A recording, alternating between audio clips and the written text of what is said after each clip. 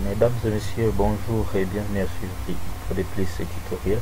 Aujourd'hui, sous Stata, nous allons vous montrer comment décrire vos variables, comment calculer les paramètres des tendances centrales et des dispersions, car en effet, ce sont ces paramètres-là qui vous permettront d'avoir les premières idées sur la manière dont vos observations sont distribuées. Et sans plus tarder, nous allons commencer. Comme je vous l'ai annoncé dans le précédent tutoriel, la première des choses consiste d'abord à importer sa base de données. Je rentre dans import comme ma base de données est enregistrée sous format Excel. J'importe Excel Spreadsheet, je clique là-bas et puis je clique sur browser. Je sélectionne le dossier contenant ma base de données. Et là, je sélectionne la base de données. Lorsque la base de données s'affiche à ce niveau ici, je dois veiller à ce que cette case soit bien cochée. Parce que si cette case-là n'est pas cochée, le logiciel va à défaut reconnaître la première ligne dans le fichier Excel comme étant la première observation. Et au lieu de considérer cette ligne-là comme étant les noms, comme étant la ligne qui reprend le nom des variables. Après cela, je clique sur OK. Et comme vous pouvez bien le voir par ici, ce sont les variables là qui s'affichent étant donné que ma base de données est déjà bel et bien importée. Après cela, il faudrait que vous sachiez que pour créer une base de données, il y a donc pour les analyses basiques, il n'y a que deux commandes fétiches. Il y a la commande summarize et il y a la commande tabulate. Summarize et tabulate sont des termes anglophones parce que pour l'instant Stata n'a pas de version française. C'est un logiciel qui est entièrement en anglais et donc toutes les commandes sont en anglais. Voilà, summarize on l'utilise souvent pour les variables quantitatives et tabulate pour les variables qualitatives. Commençons par summarize. Il y a deux façons, je peux cliquer ça. Sum, c'est l'abrégé de summarize. On peut utiliser l'abrégé ou écrire la commande intégralement, mais peu importe parce que l'abrégé aussi fonctionne. Si je laisse ça vide, si je n'ajoute pas de variables à ce niveau ici, je clique là, ça me donne la description de toutes les variables. Donc là j'ai la moyenne, j'ai le nombre d'observations valides, j'ai la moyenne, j'ai le type standard deviation, j'ai le minimum et le maximum. Ici pour l'ex bon, ça n'a pas beaucoup de signification ça n'a pas de signification statistique étant donné qu'il s'agit d'une variable qualitative type dichotomique, dire la moyenne, ou tout comme pour le niveau de titre, c'était aussi une variable multimodale et donc cette moyenne ici n'a pas de signification. C'est pour cela qu'il est préférable de taper la commande et de choisir uniquement les variables qualitatives. Ici j'en ai deux, j'ai l'âge et j'ai le nombre d'années dans le secteur, c'est-à-dire l'expérience. Et là, comme vous pouvez bien le voir, j'ai mes résultats ici. Ça au moins c'est interprétable parce que ça n'est pas en compte que les variables qualitatives, les variables quantitatives. Donc ici j'ai le nombre d'observations valides pour l'âge, la variable âge, et j'ai la moyenne qui est de 35 ans, j'ai le carte type qui est de 9 ans, 9.16 ans, j'ai l'âge minimum qui est de 19 ans, l'âge maximal qui est de 57 ans, le nombre d'années dans le secteur, ça veut dire l'expérience dans le secteur qui est de 4.46 ans en moyenne, et le carte type est de 3.93 ans. J'ai le minimum, donc l'expérience, le nombre d'années d'expérience minimale est de 10 années et de 20 ans au maximum. Voilà, et ça, la première des choses que je vous ai montré comment dégager ces paramètres à partir de la commande. Tout comme on peut dégager ces paramètres à partir de cet onglet ici, statistique, summaries, table and tests. Ici j'ai summaries and descriptive statistics. j'entre ici, summary statistique. C'est la même chose si je laisse leave empty for all variables. Si je laisse cette case vide, il y a, et donc ça va me donner la description, donc les moyennes, les écarts types et le maximum et le minimum de toutes les variables. Je clique sur OK. Vous voyez, ça me donne exactement le même résultat comme pour la première commande. C'est celui-ci, c'est la même chose, hein. Ici c'est ça, ici c'est summarize, ça c'est l'abrégé de celui-ci, mais tout fonctionne. Il n'y a pas de différence en termes de résultats. Mais comme vous l'avez vu, là aussi j'ai tous les résultats. Donc j'ai les résultats pour tous les variables, tout comme j'ai la possibilité aussi de sélectionner uniquement quelques variables. Je vais prendre live, je prends dans le secteur, je peux prendre le même cet indice ici, l'indice de la performance, qui est aussi quantitative. Là je clique sur OK, j'ai mes résultats, nombre d'observations valides, les moyennes, le quart type, le minimum et le maximum. Ça c'est pour les variables qualitatives. Cependant pour les variables quantitatives, on utilise la commande calculate. Là, en laissant la case vide, ça ne fonctionne pas.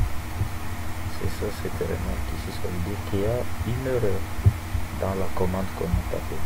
Ça ne fonctionne pas, pourquoi? Parce que pour cette commande, il faut y aller variable après variable. Ça n'accepte même pas de traiter simultanément des variables. Donc je prends par exemple le sexe qui est une variable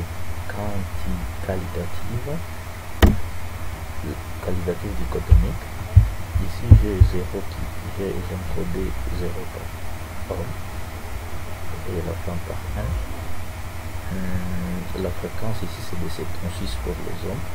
Donc le nombre de fois que la modalité homme est apparue dans mon échantillon est de 6 fois sur 4 et 645, et le nombre de fois que la modalité femme est apparue est de 69 fois sur 145 observations. En termes de pourcentage, c'est 52% des hommes, 52,41% des enquêtés étaient des hommes et 47,59% étaient des femmes. Ça c'est le pourcentage cumulé, 52% hommes et 100% le total.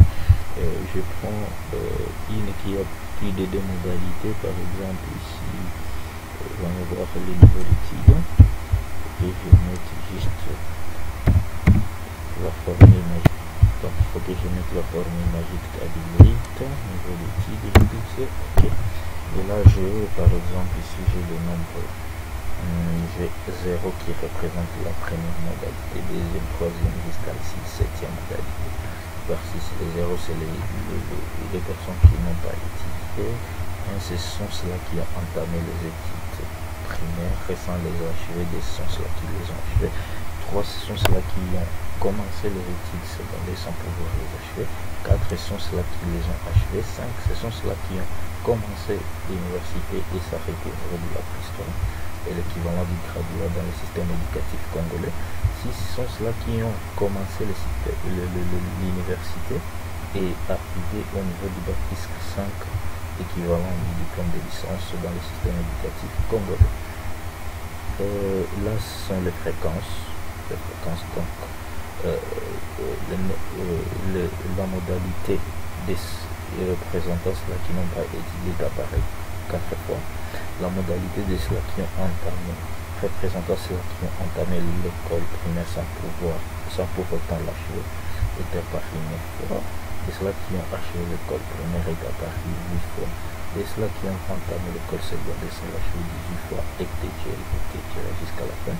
Ça c'est le pourcentage. Donc le pourcentage de ceux-là qui n'ont pas étudié par rapport au total, ça c'est le pourcentage cumulé. Donc par exemple ici les 10,97 représentent les 2% de ceux qui n'ont pas utilisé et les 2% de ceux qui se sont limités aux études primaires. En d'autres termes, en termes d'interprétation, 8,97% du total des enquêtés ont au moins entamé les études primaires, et 14,48% ont obtenu leur certificat de fin d'études primaires. Ici, 57% sont arrivés à obtenir leur bac, l'équivalent diplôme d'État en RDC. C'est un peu ça. Et donc, vous ne pouvez que retenir des choses. Le tabulate est utilisé pour décrire les variables quantitatives. Les variables qualitatives, c'est le tabulate. Et pour décrire les variables qualitatives, on utilise les summarize. Et il faut aussi noter qu'il y a lieu de trouver les tabulates aussi à partir de l'objet statistique. Toujours ici. Et là, vous entrez dans nos prochains. Yes. Vous choisissez la variable. Et je vais prendre par exemple la commune. Clique sur OK. Je les ai. Là, ça me renvoie des proportions en termes donc des proportions qui peuvent être converties en pourcentage. La première commune représente une proportion de 44,13% qui équivaut approximativement à 44%.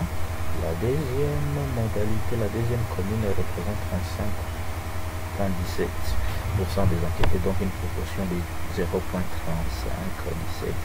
Troisième commune représente une proportion de 0,20 69 et on continue. Et donc ça vous renvoie les proportions et ça vous donne l'écart type pour chaque modalité séparément. Ça ne vous donne pas l'écart type d'ensemble comme pour les variables quantitatives. Ça vous donne l'écart type pour chaque modalité et ça vous donne aussi à la fin l'intervalle de confiance à 95%. L'intervalle de confiance à 95%. C'est un peu ça. Pour d'autres questions concernant les statistiques descriptives, n'hésitez pas de nous laisser vos préoccupations en commentaire et sur la suggestion des